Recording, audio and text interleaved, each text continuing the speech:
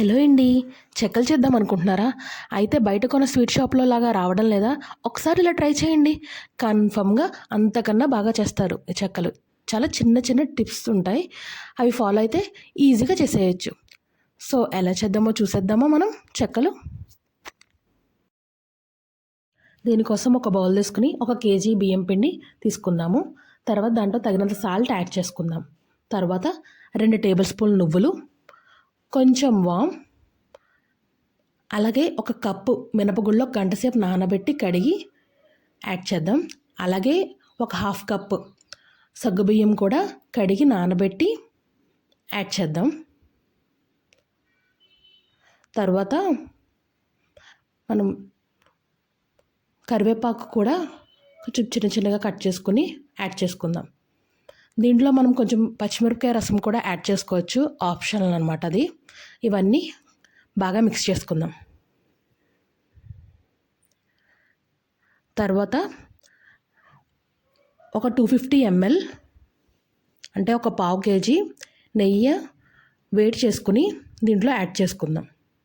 దీని ప్లేస్లో మనం డాల్డా కూడా తీసుకోవచ్చు. డాల్డా తీసుకుంటే ఇంకా క్రిస్పీగా వస్తాయి. ఇంట్లో చేసుకునేదాన్ని కాబట్టి నెయ్యి యాడ్ చేసుకున్నా. మీరు డాల్డా అయినా తీసుకోవచ్చు. ఇవన్నీ కలిపేలాగా బాగా కలుపుకోవాలి. కొంచెం జాగ్రత్తగా ఆ నెయ్యి కొంచెం వేడిగా ఉన్నప్పుడే కలిపితే క్రిస్పీగా వస్తాయి, అంటే గుల్లగా కూడా వస్తాయి అన్నమాట. అలా పొడి పొడిగా వచ్చేదాకా కలుపుకోవాలి. తర్వాత గోరువెచ్చని నీళ్ళు యాడ్ చేసుకుంటూ కలుపుకోవాలి. పిండి ముద్ద కట్టేలాగా కలుపుకుంటూ ఉండాలన్నమాట, బాగా ముద్ద వచ్చేలాగాను. ఇవి కొంచెం గోరువెచ్చని నీళ్ళు పోయడం వల్ల పిండి జిగురుగా వస్తుంది. కొంచెం కొంచెం పోస్తూ బాగా కలుపుకోవాలి. అలాగా తక్కువ యాడ్ చేయకూడదు వాటర్, అలానే ఎక్కువ యాడ్ చేయకూడదు. పర్ఫెక్ట్గా యాడ్ చేయాలి. ఇలాగ ఉంటుంది కన్సిస్టెన్సీ. మనం బాల్స్ చేసుకుంటా ఈజీగా ఉండాలి. తర్వాత దాని మీద ఒక తడి క్లాత్ పెట్టుకుందాం, పిండి ఆరకుండా ఉండడానికి. తర్వాత చిన్న చిన్ని బాల్స్ లాగా చేసుకుని దాన్ని మనం రోటీ మేకర్ ఉంటుంది కదా, అది చపాతీలు ఒత్తుకునేది, దాని మీద పాలిథిన్ కవర్ వేసుకొని ఆ పాలిథిన్ కవర్కి ఆయిల్ కానీ నెయ్యి కానీ అప్లై చేసి ఇలా ఒత్తుకుందాం. ఎలా ఒత్తుకుంటే చూసారా ఇంత పలుచగా వచ్చినాయో, చాలా పర్ఫెక్ట్గా కూడా వస్తాయి. ఈ లోపల ఆయిల్ హీట్ చేసుకుందాం బాగాను. ఆయిల్ బాగా హీట్ అయిన తర్వాత దాన్ని మీడియం ఫ్లేమ్లో పెట్టుకుని చెక్కలని యాడ్ చేసుకుందాం. ఫస్ట్ ఇంపార్టెంట్ పాయింట్ ఏంటంటే ఈ చెక్కలని మీడియం ఫ్లేమ్లోనే వేగాలి. అలానే హై ఫ్లేమ్లో వేగితే మాడిపోతాయి, లో ఫ్లేమ్లో పెడితే ఆయిల్ అంతా పీల్చేస్తాయి. సో మీడియం ఫ్లేమ్లోనే చెక్కలన్నీ బాగా ఫ్రై అవ్వాలి. బబుల్స్ ఫామ్ అవుతున్నాయి చూసారా, బబుల్స్ ఫామ్ అవుతున్నాయి అంటే గుల్లదనం వచ్చిందనమాట. అంటే గుల్లగా ఉంటేనే కొంచెం బబుల్స్ అవన్నీ ఫామ్ అవుతూ ఉంటాయి. అన్నీ వేసుకొని జాగ్రత్తగా వేసుకోవాలి. వేసుకునేటప్పుడు జాగ్రత్తగా వేసుకోవాలి, విరిగిపోతూ ఉంటాయి. వేసుకుని వేయించుకుని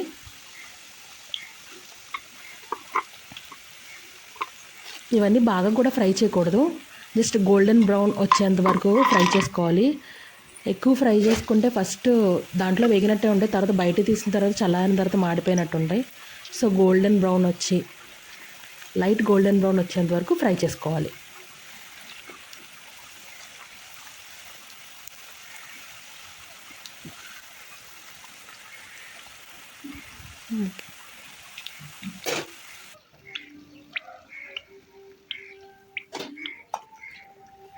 చూసారు కదా, లైట్ గోల్డెన్ బ్రౌన్ వచ్చేసింది. ఇవన్నీ మనం ఒక స్ట్రైనర్లోకి తీసుకుందాము. ఏదైనా ఎక్సెస్ ఆయిల్ ఉంటే కిందకి వెళ్ళిపోతుంది అనమాట.